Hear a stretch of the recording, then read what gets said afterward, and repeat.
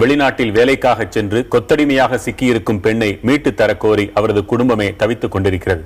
கடந்த ஏப்ரல் மாதம் ஓமன் நாட்டிற்கு வேலைக்கு சென்ற பெண் அங்கு சித்திரவதை செய்யப்படுவதாக அவரது குடும்பத்தினர் கண்ணீர் விடுகின்றனர்.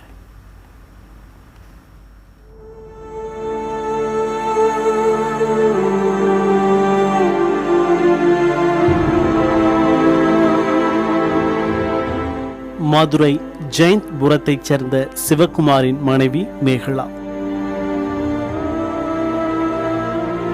குடும்ப சூழல் காரணமாக கடந்த ஏப்ரல் மாதம் 21ஆம் தேதி ஓமன் நாட்டுக்கு வேலைக்கு சென்றார் மேகலா. அங்கு போய் சேர்ந்த சில நாட்களிலேயே கடுமையான சித்திரவதைகளை அனுபவித்ததாக மேகலா தொலைபேசி மூலம் தொடர்பு கொண்டு அழுததாக கூறுகிறார் தாயார் கலாவதி. குடும்ப கஷ்டத்தினால இந்த புருஷனுக்கு கால் சரியில்லை அப்படின்றதுக்காக வேண்டி இங்கேருந்து துபாய்க்கு வேலைக்கு போகிறேன்னு சொல்லி போனவன். அந்த பொண்ணு அங்கே போய் ரொம்ப கஷ்டப்படுது. அந்த பொண்ணோட இன்னும் 12 பேர் சேர்ந்து இருக்காங்க. அந்த பொண்ணு கஷ்டத்தை வெளியே சொல்லும்போது எங்களால் தாங்க முடியல சார். இந்த இவ்வளோ தூரம் வளர்த்துட்டு அந்த பொண்ணு கஷ்டப்படுது, வைக்கிது நம்ம தாங்க முடியல சார். 2 பிள்ளைங்கள அனாதையாக இருக்குது. அவன் புருஷன் பெரிய ஆஸ்பத்திரியில் இருக்கான், காலை எடுக்கணும்னு இருக்காங்க. அந்த இதையும் அதை பார்க்குறதா பிள்ளைங்களை பார்க்குறதா ரொம்ப நான் கஷ்டத்தில் இருக்கேன் சார். மேகலா மட்டுமின்றி மேலும் 13 பெண்கள் அங்கு சித்திரவதைக்கு ஆளாகி வருவதாக கூறுகிறார் கலாவதி. வீட்டு வேலைக்காக அனுப்பணும் சார். வீட்டு வேலைன்னு சொல்லி கூட்டு போனாங்க. ஆனால் சாப்பாடு போடாமல் அடிக்க வைக்க மண்டை உடைஞ்சு ரத்தம் வந்து அவள் ப்ரெஷருக்கார பொண்ணு. அதுலலாம் ரொம்ப கஷ்டப்பட்டு சாப்பாடு போடுறதில்ல. வேற மாதிரி டார்ச்சர்லாம் பண்ணியிருக்காங்க ஃபர்ஸ்ட்ல. 2வது வந்து வேணான்னு சொன்னதுனால அவளை வேற இடத்துல கொண்டு வச்சிருக்காங்க. வச்சிருந்தாலும் அவள் கஷ்டப்படுறா சார், இன்னும் ரொம்ப கஷ்டப்படுறா. தந்தை மருத்துவமனையில், தாயார் கண்காணாத தேசத்தில் இருக்க குழந்தைகளோ பாட்டியின் பராமரிப்பில் இருக்கிறார்கள். தாயின் அரவணைப்புக்கு ஏங்கும் இந்த குழந்தைகளின் ஒரே கோரிக்கை மீண்டும் தங்கள் தாயை தங்களிடம் சேர்க்க வேண்டும் என்பதுதான். எங்கள் அம்மா இங்கேருந்து வீட்டு வேலைக்குன்னு சொல்லி அங்கே போனாங்க.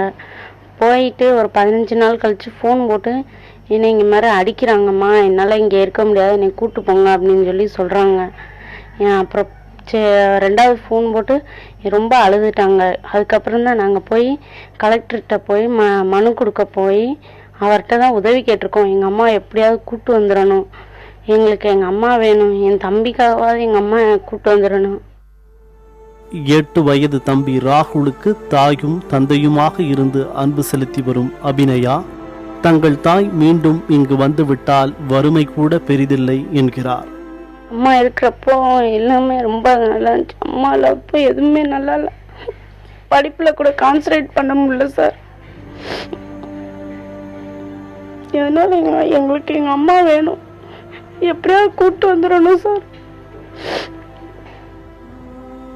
மேகலாவை தாயகத்திற்கு திருப்பி அனுப்ப ஓமன் நாட்டு நிறுவனம் பணம் கேட்பதாகவும் அதனை தர தங்களால் முடியாது என்பதால் அவரை மீட்டு கொண்டு வர முடியாத நிலையில் இருப்பதாகவும் கூறி மாவட்ட ஆட்சியரிடம் உதவி கோரியிருக்கிறார். குடும்ப சூழல் காரணமாக வெளிநாட்டிற்கு வேலைக்கு சென்று கொத்தடிமையாக உள்ள மேகலாவை மீட்டுத்தர வேண்டும் என்பது இந்த குழந்தைகளுடைய கோரிக்கை மட்டுமல்ல, ஒட்டுமொத்த அனைத்து தரப்பினரின் கோரிக்கையாக இருக்கிறது.